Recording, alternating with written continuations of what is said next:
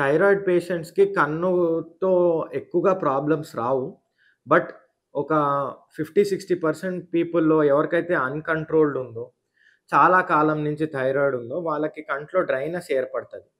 ఆ డ్రైనెస్ ఏర్పడినప్పుడు వాళ్ళు కళ్ళు ఎర్రగా అవ్వడము, లేదా నీరు కారడము, లేదా అంటుకోవడము ఇలాంటి కంప్లెయింట్స్‌తో వస్తారు.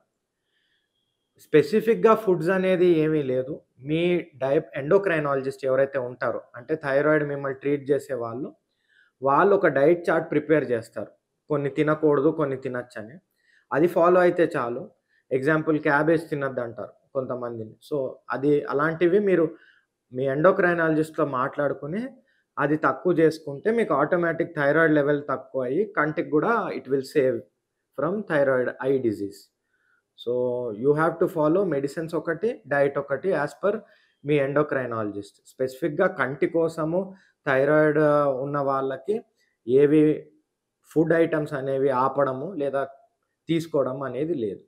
సో, కంట్లో మాయిశ్చర్ లేదా నీరు లేదా గుజ్జు వాటెవర్ ఆ పదాన్ని తీసుకుంటే, కన్ను డ్రై అయినప్పుడు మనకి స్టేజెస్ ఉంటాయి. మైల్డ్, మోడరేట్, సివియర్ అని. ఇప్పుడు మైల్డ్, మోడరేట్ స్టేజెస్‌లో పెద్దగా పేషెంట్‌కి ప్రాబ్లమ్ అనేది కేవలం కంట్లో ఏదో ఇసుక పడినట్టు, లేదా గుచ్చుకున్నట్టు, లేదా కన్ను విజన్ కొంచెం క్లియర్ లేకపోయినట్టు ఇలా ఉంటుంది. బట్ సివియర్ స్టేజ్ వచ్చినప్పుడు కొంచెం డేంజర్ కన్నుకి.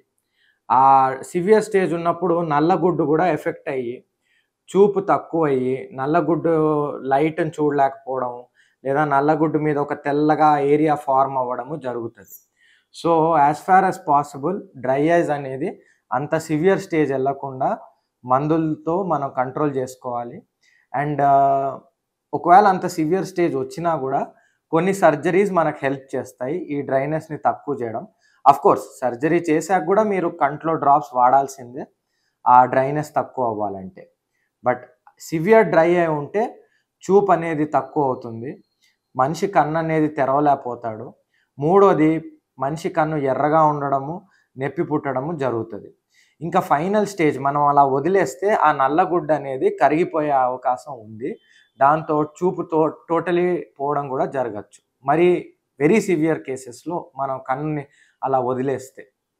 జనరల్లీ డయాబెటిస్ ఉండి కొంచెం నరం డ్యామేజ్ అయ్యి పేషెంట్స్ కి చూపనేది తగ్గడం ఇలాంటివి జరుగుతాయి. ఇలాంటి పేషెంట్స్ గూడా రేపు మొన్నాడు చనిపోయాక వాళ్ళ they can donate their eyes or their children can also give permission for donating the eyes. అంటే వాళ్ళు ఒకవేళ అనుకుంటే మా కళ్ళు డొనేట్ చేయాలనుకుంటే మీకు షుగర్ వల్ల లేదా క్యాటరాక్ట్ సర్జరీ వల్ల లేదా ఎనీ టైప్ ఆఫ్ సర్జరీ జరిగింది in the I which is related to diabetes. అది కన్ను పనికొస్తుంది. కేవలం నల్లగుడ్డు ఇంటాక్ట్ ఉండాలి. ఆ నల్లగుడ్డు ఇంటాక్ట్ ఉంటే ఆ మనిషి కన్నుని దానం జేయొచ్చు. సపోజ్ నల్లగుడ్డు మీద సర్జరీ జరిగితే ఆ కన్ను మనకి దానం జేయడానికి పనికిరాదు. లేదా పేషెంట్‌కి హెచ్ఐవి లేదా హెపటైటిస్ లేదా వేరే నరాన్ని దెబ్బతినే రోగాలు పెద్దవేవైనా ఉంటే విచ్ ఆర్ ఇన్ఫెక్షియస్, అంటే ఒక వైరస్ వల్ల నరం దెబ్బతినింది లైక్ హర్పీస్. ఇలాంటి వాళ్ళు కన్ను డొనేషన్ చేసినప్పుడు మేము జనరల్లీ స్క్రీన్ చేస్తాం. స్క్రీన్ చేసి ఆ టిష్యూలో ఉంటే we will not take up. ఒకవేళ టిష్యూలో లేదు, కన్ను ఆ టిష్యూ నార్మల్‌గా ఉందంటే అలాంటి వాళ్ళు కూడా కన్ను డొనేట్ చేయొచ్చు. బట్ మెయిన్ హెపటైటిస్, హెచ్ఐవి ఇంకా హర్పీస్ ఇన్ఫెక్షన్ ఉన్న వాళ్ళు కంటికి డొనేట్ చేయడానికి they are not indicated. Diabetes వల్ల కన్నులో ఏదైనా వ్యాధి వచ్చినా పేషెంట్ నల్లగుడ్డు బావుంటే ఆ పేషెంట్ తన కన్ను డొనేట్ చేయొచ్చు.